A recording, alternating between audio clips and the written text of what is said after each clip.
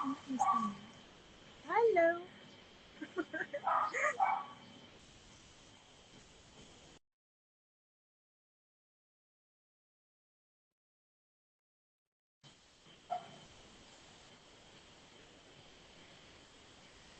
Oke, selamat sore Cik Gu.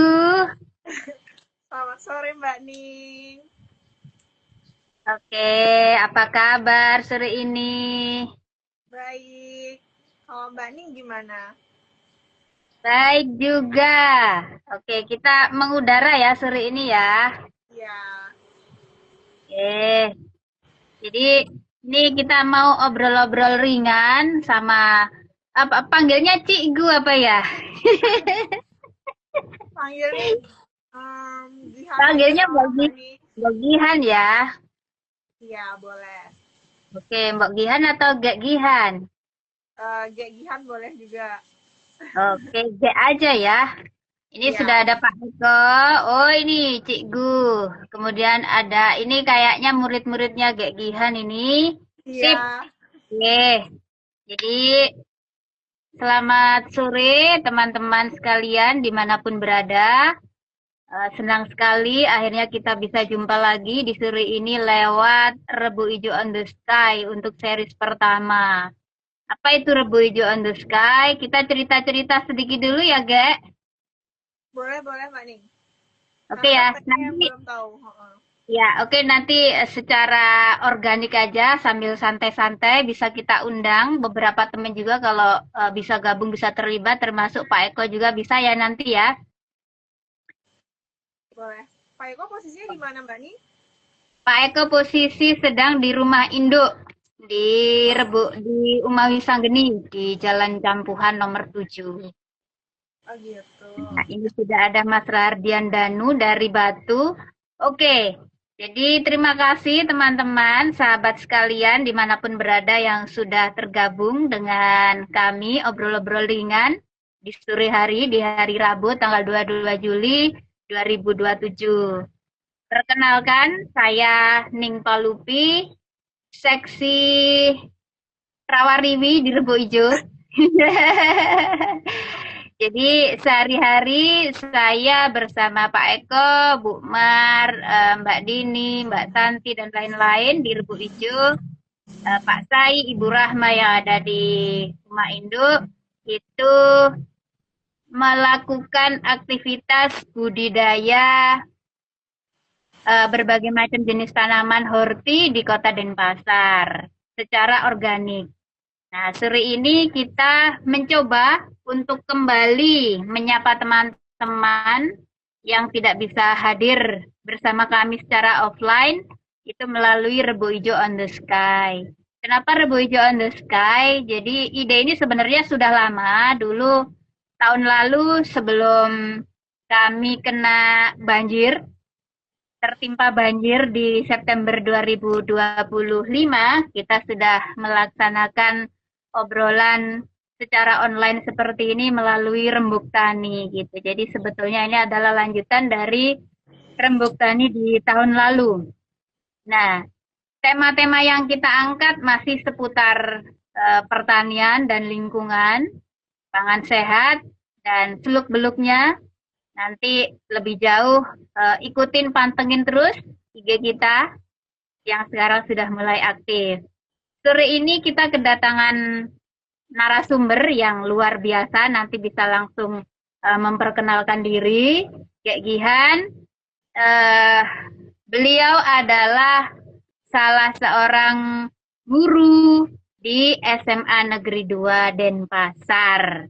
Untuk lebih singkatnya, Gek Gihan silakan memperkenalkan diri dulu kepada teman-teman. Silakan disapa teman-teman yang sudah melibatkan dirinya sore ini membersamai kita. Ada juga ini kayaknya murid-muridnya Gek Gihan ini sudah mulai gabung. Silakan Gek Gihan memperkenalkan diri.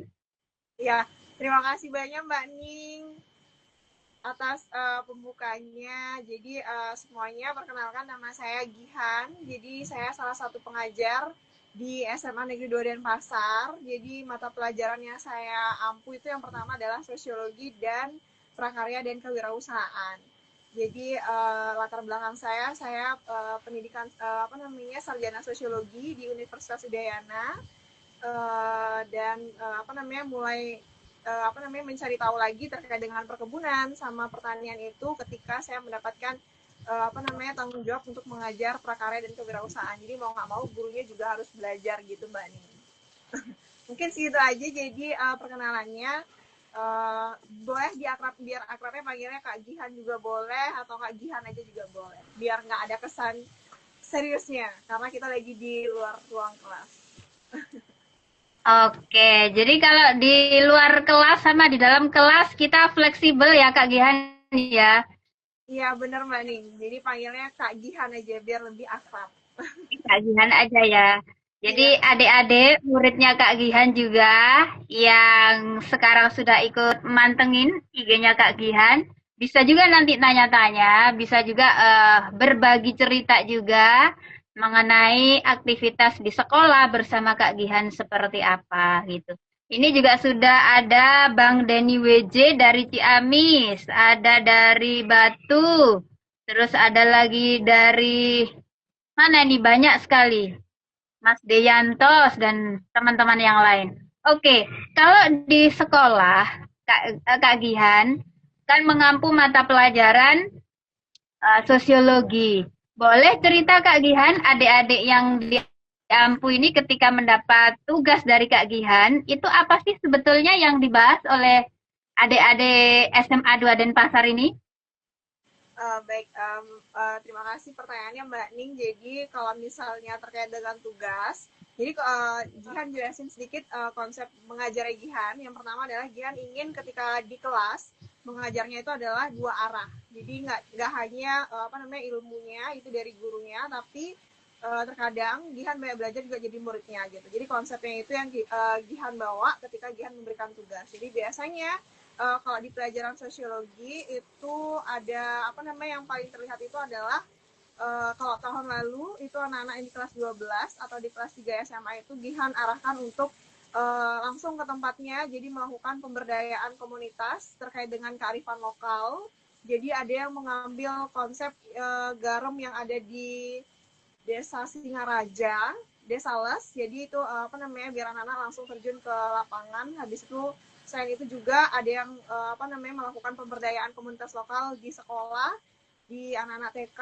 Habis itu ada yang mengambil kain endek, habis itu ada juga yang mengambil terkait dengan lingkungan seperti itu. Kalau misalnya di kelas 10, Jihan arahkan mereka untuk lebih sadar terhadap sekitar. Jadi dalam artian adalah belajar sosiologi, kalau misalnya kita fokusnya ke buku kan membosankan ya Mbak Ning ya. Jadi biasanya anak-anak ketika dia lagi liburan, uh, mereka bisa mengeksplor dan menganalisis yang ada di sekitarnya gitu. Selain itu juga biasanya Gihan ngasih tugas terkait dengan pembuatan short movie terkait dengan gejala sosial yang terjadi di lingkungan kita.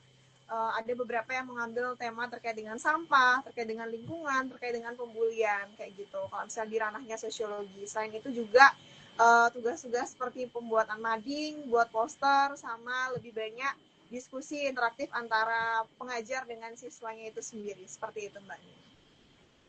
Sangat menarik sekali ya, senang sekali jadi muridnya Kak Gihan. Rasanya saya pengen sekolah lagi deh.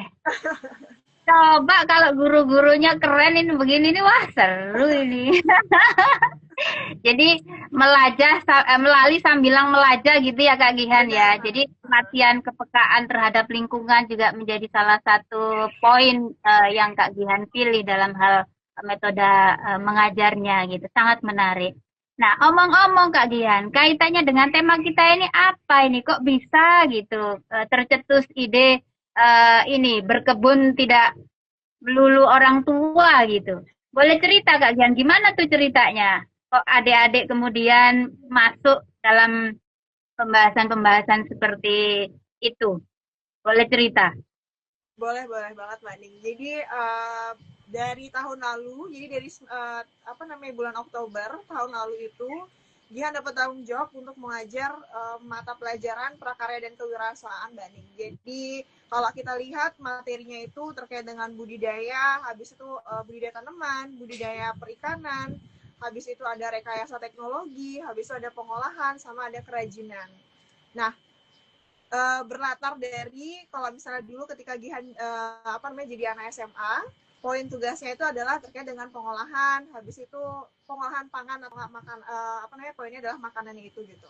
Jadi Gihan berpikir habis itu refleksi kayak kalau misalnya anak-anak ini dikasih tugas yang lebih inovatif dan menarik, kayaknya akan terbangun kesadaran sosialnya itu gitu. Jadi pada saat itu Gihan berpikir karena Gihan ngajarnya di kelas bidang teknik sama di bidang sosial, jadi Gihan arahkan untuk mereka membuat suatu tugas atau proyek namanya rekayasa teknologi. Jadi mereka membuat walaupun dari masih konsep ide ya Mbak Nia, jadi belum pada tahap praktek, tapi anak-anak ada di beberapa kelas yang Gihan ajar, 1-2 kelompok itu akhirnya mereka menemukan suatu konsep dan menemukan suatu hal yang berbeda yang sering mereka lihat gitu. Contohnya adalah misalnya yang sering mereka lihat adalah kalau di sawah identik dengan orang tua seperti itu. Habis itu selain itu adalah ternyata rekayasa teknologi ini bukan hanya terkait dengan robotik, ternyata di bidang pertanian pun ada seperti itu gitu. Jadi latar belakangnya adalah karena lagi-lagi karena keresahan banding harga bahan pokok kan semakin naik. Habis itu kalau misalnya sekali-sekali belanja cabai, habis belanja bawang itu rasanya kayak cepet banget naiknya seperti itu gitu. Jadi latar belakangnya adalah agar membiasakan juga mereka bisa yang namanya menghasilkan pangannya itu sendiri gitu.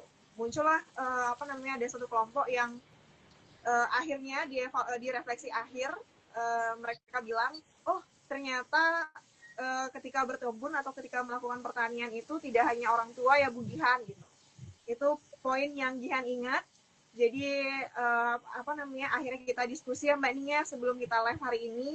Ternyata hal-hal seperti itu tuh perlu yang namanya dilakukan kayak uji coba, dalam artian adalah pemberian tugas, habis itu pemberian studi kasus atau nggak analisis terkait dengan keadaan yang terjadi di lingkungan sekitar seperti itu gitu. Jadi akhirnya bentuk tugasnya adalah scrapbook. Hari ini Gihan bawa contoh scrapbooknya.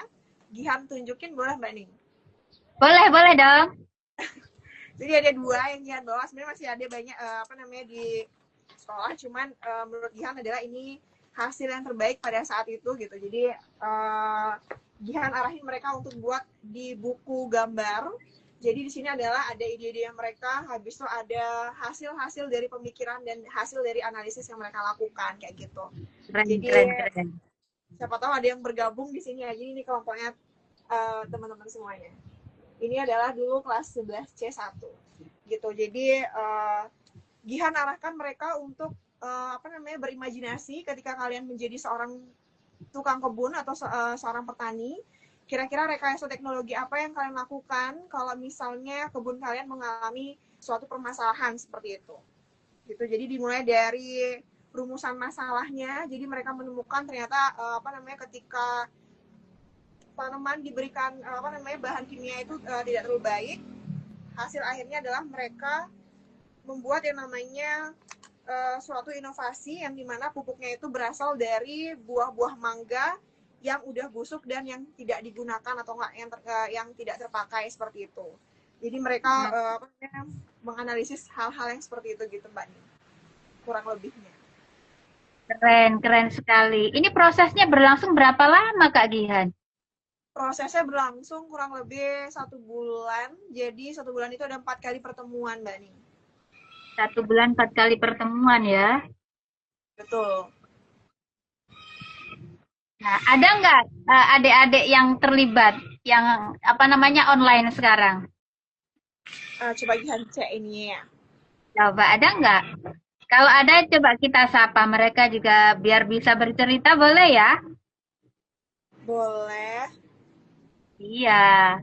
Tapi yang pasti memang hal-hal seperti ini perlu untuk kita perlu kita apresiasi dan perlu kita kita teruskan bahan diskusi awalan seperti ini gitu. Karena sangat menarik ketika akhirnya adik-adik SMA kelas 1, kelas 2, kelas 3 itu sudah punya gambaran yang sampai dituangkan dalam bentuk gambar itu luar biasa gitu.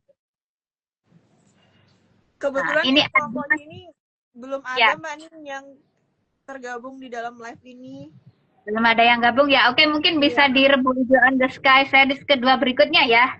boleh, boleh. Nanti kita rancang lagi. Iya, keren-keren. Nah, ini ada dari Kejora Farm di Batu juga sudah hadir. Ada juga dari Batu Yuvalindi juga sudah hadir. Ada dari Bumi Gora, dari Permakuta. Nah, ini ada Bang Raul dan kawan-kawan. Mungkin bisa disapa dulu Kak Gihan, teman-teman ini. Ternyata lumayan banyak juga ya yang hadir. Halo, selamat sore semuanya. Iya, iya, iya. Ini teman-teman pasti senang ini karena ada ibu guru yang apa namanya melakukan dobrakan baru nih. Karena selama ini kalau kita melihat bicara soal bertani itu kan selalu identik tua seperti yang apa namanya didapat oleh adik-adik yang dalam bimbingannya Kak Gihan itu bertani selalu identik dengan orang tua di desa-desa, di pinggir-pinggir gitu ya, di daerah-daerah terpencil gitu. Sementara ini adik-adik yang ada di Denpasar ini juga sudah mulai ada kesadaran untuk itu gitu. Kira-kira Kak Gihan, Kak Gihan melihat teman-teman yang sekarang kelas berapa? Kelas 3C1 ya yang dapat tugas ini ya.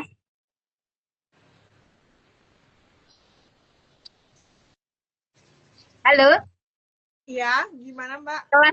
kelas 3C1 ya Kak Gihan ya. Kelas 12.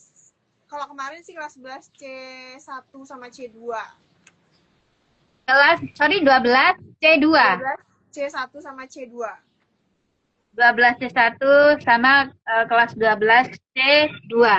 Nah, melihat antusiasme adik-adik ini, Kak Gihan melihat seperti apa? Karena ini kan soal posisi lokasi ya, tempat kita ini kan di Denpasar.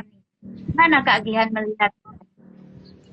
Nah, kalau misalnya dari apa namanya proses pembelajaran sebenarnya ada beberapa yang bertanya Mbak Ning, kalau misalnya pertanyaannya sesederhana Bugihan kita kan nggak punya lahan, kalau misalnya untuk mulai apa namanya melakukan kebun kan harus butuh yang namanya modal yang besar, habis itu lahan yang banyak, habis itu uh, flashback lagi kita balik pada saat zaman P5 dulu ada juga project yang namanya buat hidroponik, cuman dari kita karena kita apa namanya sedikit pengetahuan karena lagi-lagi kita tinggal di kota, jadi kayak ketika kita melakukan hidroponik rasanya itu kita harus yang namanya beli barang-barang yang mahal gitu karena acuan kita adalah ke barat-baratan gitu.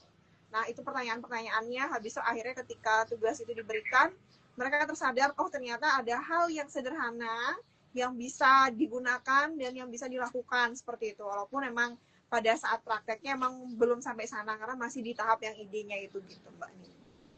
Gitu. Cuman kalau misalnya dilihat situasi kondisi adalah latar belakang kita lagi-lagi tinggal di kota, sama gurunya juga sama Gihan sendiri, yaitu adalah kadang kita nggak tahu sebenarnya apa yang kita makan, habis itu asalnya dari mana, habis itu pupuk apa yang digunakan, habis itu udah kita asal langsung makan gitu. Ketika suatu hari Gihan makan, rasanya Gian berpikir ini asalnya dari mana ya, habis itu bagaimana prosesnya dan segala macamnya gitu.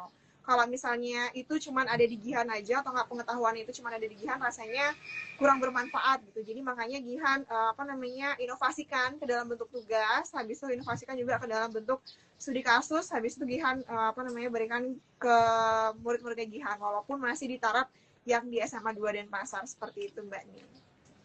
Oke. Untuk saat ini Kak Gian, kira-kira dari apa hasil tugas-tugas adik-adik itu ada rencana follow up-nya seperti apa Kak Gihan? Nah, kalau misalnya mau dilanjutin itu sebenarnya bisa Mbak Ning, cuman semester ini Gihan nggak megang di kelasnya itu lagi gitu. Jadi Gihan harus ngulang lagi dari awal di kelas yang Gihan ajar. Habis itu mungkin konsep-konsepnya akan sama yang akan Gihan ajarkan gitu. Cuman ada beberapa jadinya yang tertarik dan menanyakan ke Gihan walaupun 1-2 orang dari beberapa orang gitu. Tapi menurut Gihan itu adalah salah satu proses. Jadi apa namanya ketika kita memberikan suatu informasi setidaknya ada 1-2 orang yang oh ternyata gini ya Bu Gihan, kalau misalnya sesekali misalnya kami main ke Rebo Ijo, bahkan ada yang menanyakan tentang Rebo Ijo itu apa, boleh nggak kira-kira bugihan gitu gitu. Jadi adalah apa namanya output yang bisa dihasilkan seperti itu Mbak Ning.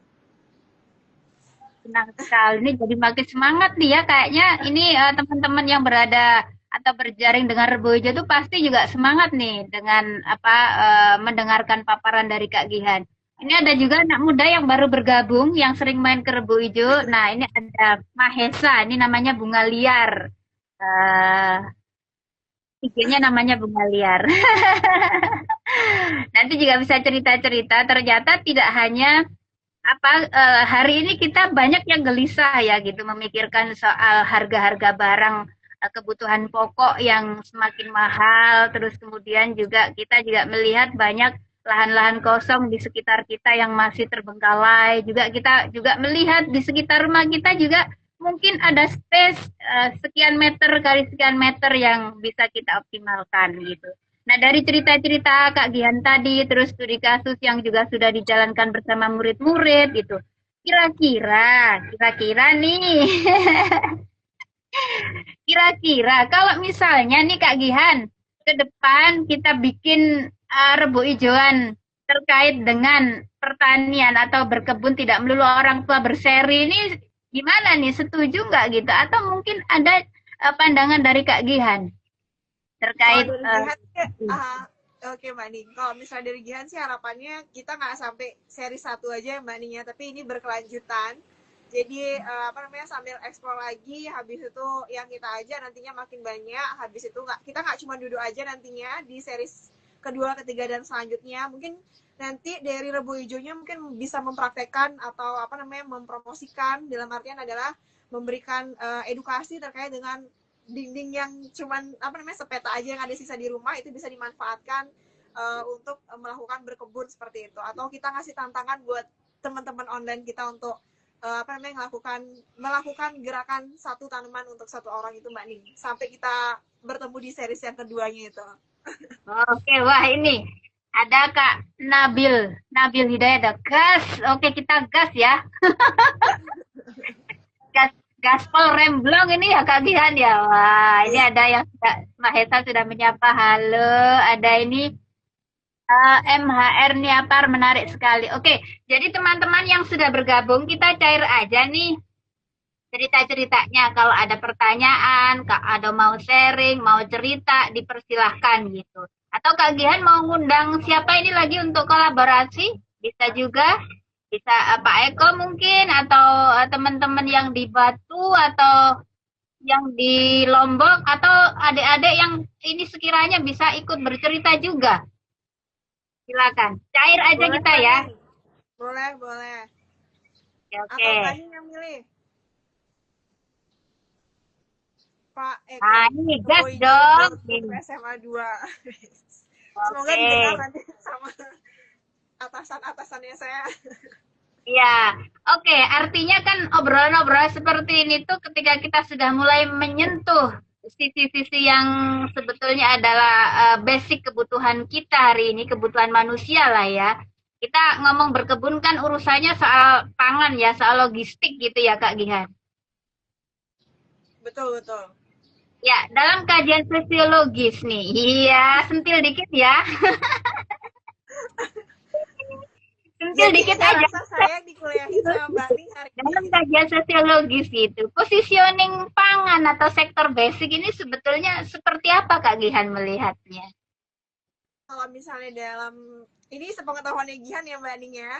Iya, Kalau kita ngomongin atau kita berbicara terkait dengan pangan, sebenarnya kan itu kebutuhan primer dari setiap manusia Mbak Ning ya. Jadi simpelnya adalah kalau misalnya perut kita belum isi untuk ngelakuin kegiatan apapun atau aktivitas apapun rasanya ngeblank dan kita tidak semangat seperti itu. Jadi kalau misalnya kita ngomongin terkait dengan pangan itu adalah bagian dari kebutuhan primer dari setiap manusia. Cuman yang Gihan lihat ini adalah ketika bahan pangan itu harganya naik, habis itu ketika misalnya suatu makanan harganya naik itu rasanya kita udah kayak dulu aku beli nasi jinggo cuma 5.000, sekarang udah 7.000 tapi nasinya tetap sedikit aja gitu. Nah, pemikiran-pemikiran itu kan harusnya kita bisa atasi dalam artian adalah kita berkebun sendiri ya Mbak Ning ya, atau enggak setidaknya apa namanya ada bahan-bahan pokok yang bisa kita sediakan sendiri di rumah seperti itu. Itu kalau misalnya kita lihat adalah karena kita diarahkan sama, karena Indonesia punya konsep kalau nggak kenyang kalau nggak makan nasi. Jadi padahal ada banyak hal yang sebenarnya bisa menjadi makanan pokoknya kita gitu. Kalau misalnya pangannya belum terpenuhi, bagaimana kita bisa namanya memenuhi kebutuhan sekunder, habis itu tersier dan lain-lainnya seperti itu Mbak Ning. Iya, artinya logika nggak jalan kalau nggak ada logistik ya Kak Gihan ya. Benar. Ya, ini oke, ini ada dari Pak Eko, Kejora Farm Malang bisa diundang. Kak Gihan, apakah bisa mengundang dari Kejora Farm? Ini ada Cempluk Damar Wulan sama Rahardian Danu. Apakah bisa diundang turut ngobrol juga atau bercerita?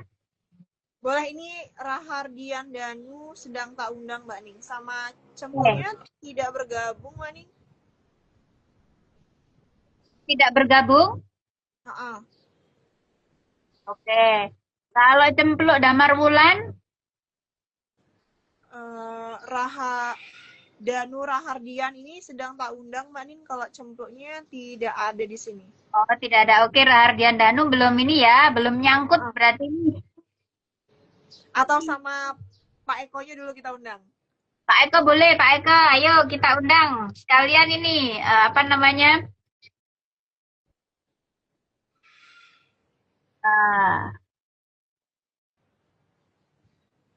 Oke, coba. Oh, ini Rahardian Danu. Sama Pak Eko ya, sekalian berempat jadinya. Oke, kita bisa berempat ya ini. Wah, itu kok ada bantal-bantal guling itu kayaknya lagi tidur ini. Selamat sore Pak Eko. Selamat sore Cikgu. Selamat sore Pak Rahardian. Halo Mas. Banget dia itu, Kajian. Coba. Oh, alah. Ininya ya. Salah mencet, mohon maaf. Oke, halo, sudah bangun, sudah komplit ini nyawanya. Baru datang Bu, Mbak. Baru datang dari rumah itu tadi menyaksikan terus kok ini ya apa ini terus tak pencet. Walah, gambarnya salah. Oke. Salam kenal, kajian. Kita kedatangan partner ngobrol kita sore ini bersama Cik Gugihan. Cik Gugihan. Jadi kita panggilnya Kak Gihan ya. Kak Gihan ini adalah pengajar atau guru di SMA 2 Denpasar.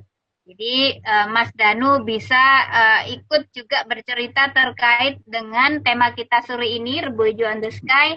Lagi ngangkat tema soal berkebun itu tidak melulu orang tua ya, tidak harus orang tua. Jadi Mas Danu bisa tanya-tanya ke Mbak Gihan, kenapa kok kemudian ada muncul ide seperti ini? Tadi Mbak Jihan juga udah menjelaskan beberapa poin. Kalau misalnya ada pertanyaan-pertanyaan atau mungkin mau sharing terkait semangat-semangat untuk anak muda yang sedang dikembangkan di Batu, di Kejora Farm, silakan Mas Danu. Langsung. Oke, terima kasih waktunya Mbak Neng, Cikgu Jihan. Jihan ya?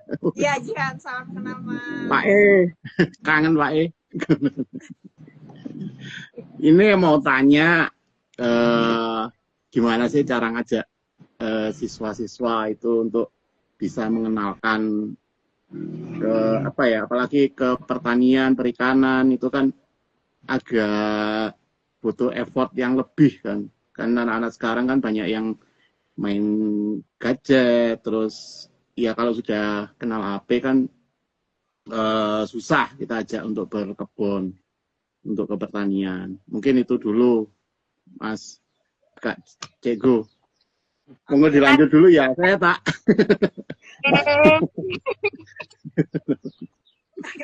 Lihat Mas Danu ini kalau di bercandaan kita sebut ini petani Uzbek ini dari Uzbekistan. Karena itu loh jenggotnya itu loh. Uzbek hitam. Oke, silakan Kak Gian. Oke, terima kasih pertanyaannya Mas. Panggilannya Mas Danu. Ya.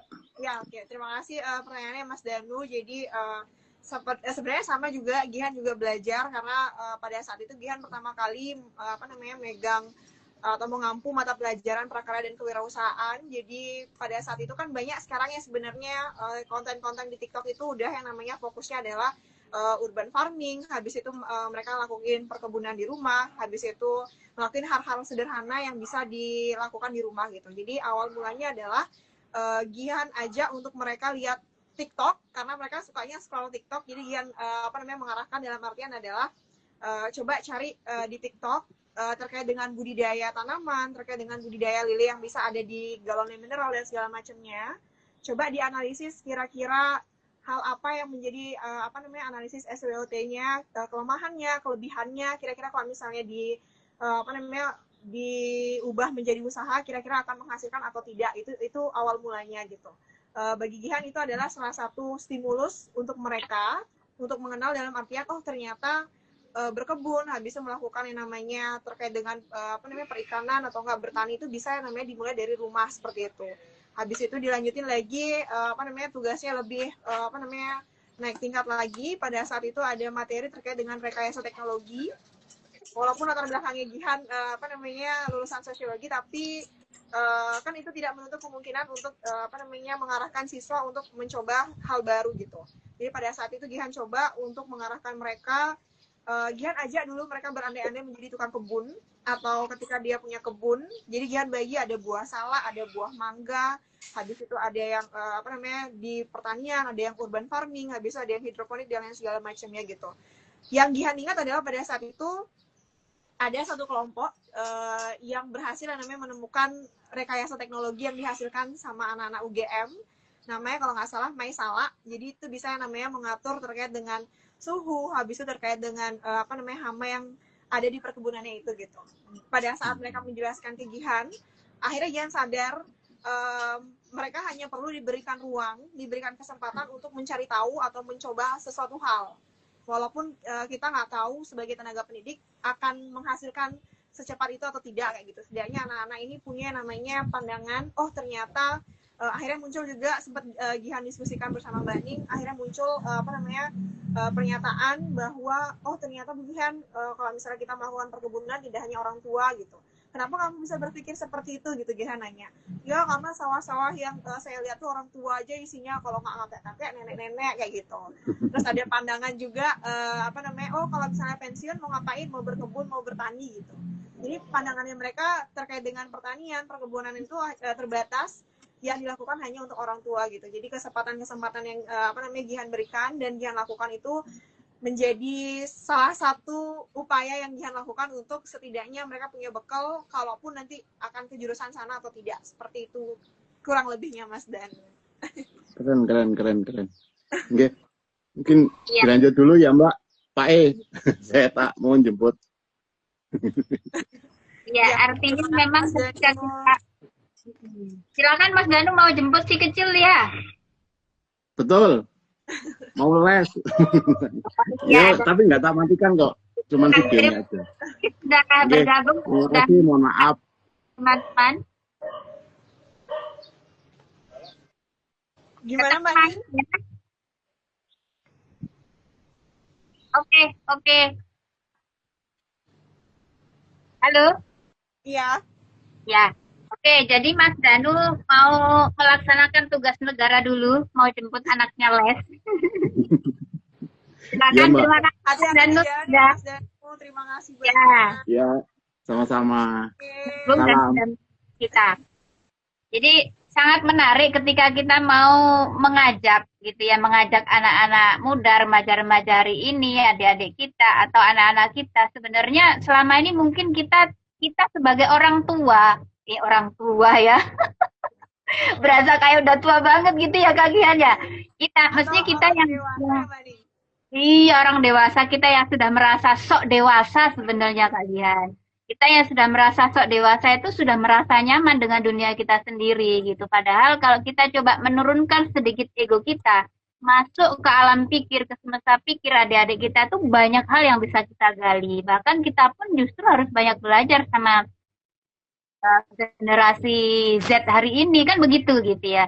Contoh mereka sangat sangat familiar sekali dengan pemanfaatan teknologi termasuk medsos gitu. Kak Gian sangat keren sekali mencoba untuk memetakan gitu ya potensi mereka seperti apa, kebiasaan mereka dilihat sampai akhirnya ketemu misalnya yang biasa mereka akses itu apa, lalu masuk melalui TikTok dan seterusnya itu sangat menarik gitu. Dan memang apa namanya pola-pola seperti ini tuh memang hari ini harus kita akuin kita cenderung membangun jarak gitu ya dengan anak-anak muda hari ini, adik-adik kita gitu. Ya karena tadi itu kalau saya merasanya kita yang sudah merasa sok dewasa ini sudah merasa cukup puas dan sudah cukup mapan dengan posisi dan pengetahuan kita gitu. Padahal namanya pengetahuan itu kan sangat dinamis gitu ya Kak Gian. Seiring waktu, perkembangan zaman, kemudian teknologi dan macam-macamnya itu kan terus berkembang gitu. Sekarang nggak ada yang abadi kecuali perubahan kan begitu katanya ya. Nah, sangat menarik pola-pola yang ditempuh oleh Kak Gian untuk menyentuh gitu ya, untuk mengajak bahkan sampai kemudian muncul hipotesa, muncul kesadaran gitu. Nah, saya kepingin menggarisbawahi bahwa titik poinnya adalah kesadaran gitu ya. Ketika kita mulai sesuatu, berangkatnya itu akan lebih terasa apa ya, terasa lebih bernyawa gitu ketika mulainya tuh yang disentuh adalah kesadaran. Nah, ini ada pertanyaan dari Pak Eko nih. Murid Cikgu apa ada yang hadir di live? Ada rasanya, cuman mau gabung atau tidak ini. Oke, nggak apa-apa. Nanti kita ini ya, kita coba di seri berikutnya ya, kita libatkan adik-adik. Jadi mungkin bayangan saya sementara ini untuk berikutnya adalah kita coba sambil apa ya, sambil moving, sambil ngelihat apa gitu supaya suasananya lebih cair. Kalau sekarang mungkin kita masih duduk-duduk dulu lah gitu.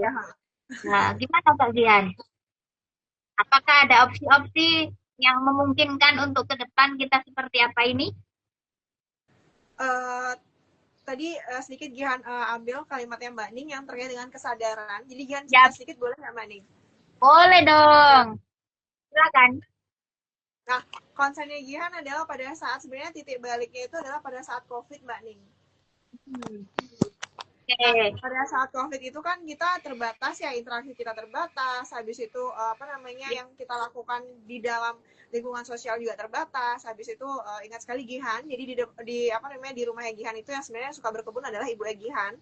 Jadi pada saat itu Gihan mencoba ikut menanam, habis itu merawat dan segala macamnya. Ternyata poinnya adalah ketika kita melakukan menanam atau misalnya kita melihat dia tumbuh, itu sebenarnya sama aja seperti kita manusia kayak gitu Mbak Ning. Jadi kalau misalnya kita kan kita sering banget berpikir secara cepat atau nggak secara instan gitu. Sedangkan kalau misalnya kita balik lagi, kita flashback terkait dengan tanaman dan segala macamnya itu kan dia perlu proses namanya untuk tumbuh kayak gitu dari bibitnya, habis itu ketika kita siram dan segala macamnya itu kerasa banget di Gihan sendiri itu pada saat COVID waktu itu gitu. Jadi mulai berkebun, habis itu mulai tahu oh ternyata untuk berkebun sendiri itu tidak sulit sebenarnya. Yang penting ada ada tanahnya, ada bibitnya. Kalaupun nggak ada bibitnya, ada biasanya biji-biji cabai yang nggak digunakan atau nggak bawang akar-akar bawangnya itu yang Gihan gunakan pada saat itu gitu. Habis itu yang Gihan lihat terkait dengan kesadaran, Gihan rasa belakangan ini banyak orang yang tidak sadar dalam artian adalah tubuhnya ada di sana tapi entah jiwa dan pikirannya itu melalang kemana-mana atau nggak jalan-jalan seperti itu gitu. Jadi aktivitas berkebun ini adalah salah satu membantu kita untuk sadar apa yang kita pegang, habis apa yang kita lakukan, habis apa yang kita rawat dan segala macamnya. Mungkin di next seriesnya kita bisa langsung ajak teman-teman secara online untuk melakukan berkebun versinya Rebo Ijo gitu. Kalau misalnya Rebo Ijo kan yang Gihan lihat kebetulan Gihan lagi di Rebo Ijo sekarang. Yang Gihan lihat kan sangat-sangat sederhana dalam artian bahkan di dinding pun ada tanamannya, habis itu bahkan menggunakan galon mineral, habis itu bahkan di tanah-tanah dan hal-hal yang ada di rumah seperti itu Mbak Ning. Mungkin di next seriesnya kita lebih memunculkan atau kita mengaktifkan kesadarannya lagi dengan cara kita berkebun bersama seperti itu. Oke, sangat menarik sekali. Ketika nyentuh kesadaran itu artinya kita ada di dimensi atau di ruang ini di sini gitu ya. Jadi kita betul-betul hadir seluruhnya pada saat itu. Nah, kita ya bisa jadi kalau boleh nggak kalau misalnya saya apa namanya ya bilang ya bahwa ternyata aktivitas berkebun itu adalah aktivitas yang sangat reflektif gitu. Jadi apa yang kita lakukan, kita menyentuh tanah, menyentuh benih, kemudian membuat lubang, menutupnya, lalu menyiram, itu semua adalah proses yang sangat reflektif gitu.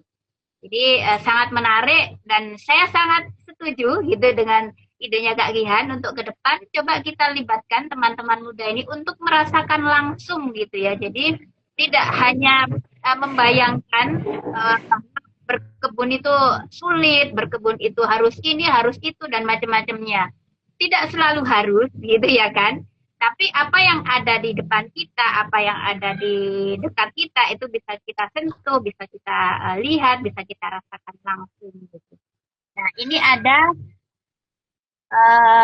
nah, ini Cempluk Damar Wulan ini dari Kejora Farm sudah hadir ini Kak Gihan.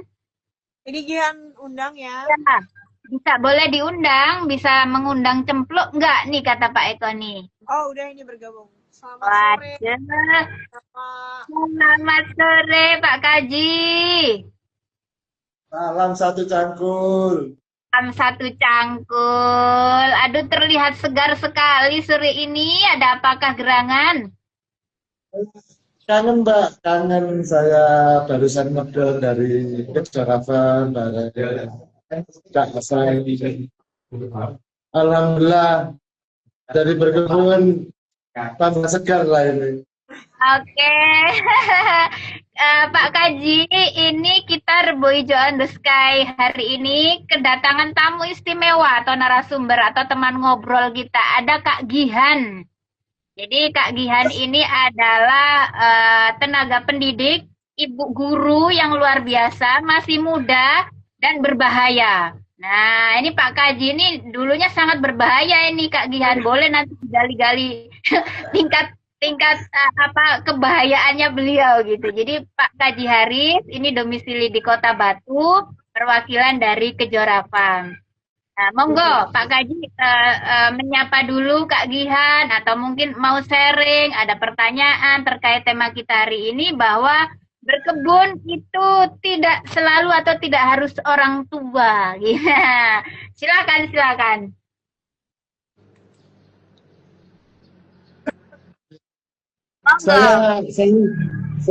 Saya juga mungkin selamat sore Kak Jen. Saya tertarik dengan tema yang diusung oleh Mbak Ning dan Mas Eko di Wiju Sanggeni. Sangat bagus sekali. Ini kebetulan kami di Rumah Ma'iyah Al-Manhal ini bergabung di Rumah Ma'iyah Al-Manhal, didengarkan banyak teman-teman anak-anak muda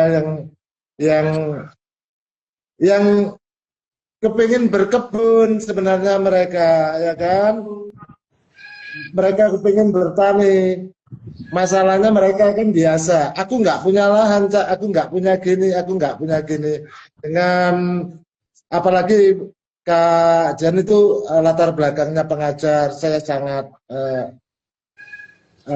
tertarik untuk mengikuti dan hormat lah ya, hormat sekali gitu. Terima kasih Mbak Neng.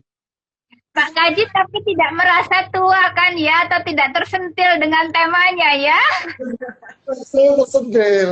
Saya tersentil sekali. Saya tersentil meskipun saya agak terlambat ini gitu lah. Saya tersentil dan makanya saya mengikuti gimana nih sosok dari pengajar kita di Bali ini yang antusias dengan tema ini. Dan saya mengikuti dari Kejora Farm tadi barusan nyampe. Bagus sekali saya dengarkan pemaparan. Nyimak dengan baik ini kita. Oke Kak Gihan, silakan direspon ini petuah dari Pak Kaji Haris ini. silakan Kak Gian. Ah, baik, terima kasih sebelumnya. Harusnya saya belajar banyak ke Bapak.